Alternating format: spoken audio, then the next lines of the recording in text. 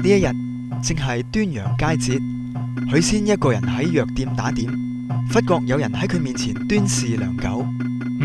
不妙不妙，大師有禮。施主氣色晦暗，家中必有妖異。吓！大師何出此言啊？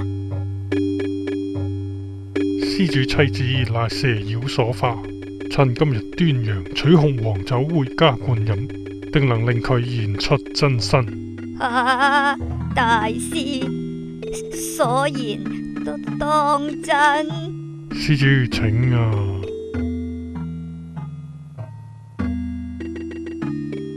許仙聽咗法海嘅話，心中半信半疑。佢提住紅黃酒，精神恍惚地返到屋企。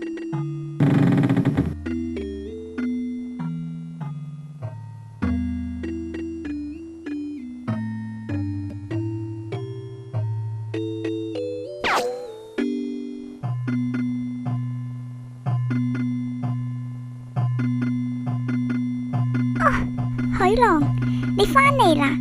正良，今日乃係端陽佳節，為夫特備應節嘅紅黃美酒，與娘子共醉。吓？許郎，我正良，你唔敢飲啊？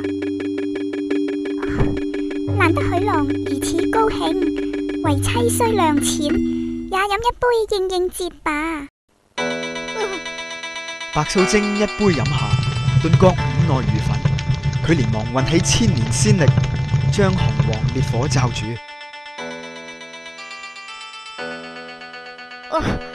正良，你冇事啊？好咯，飲杯飲杯。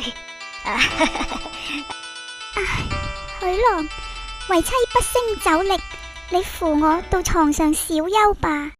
小心啊！咦，正良，此小兒衣嘛？許郎，你將為人婦啦！啊，為人婦，太好啦，太好啦！許郎，你替為妻到市集買啲酸梅返嚟啦。哦，係。哎呀！正良，酸梅買返嚟啦！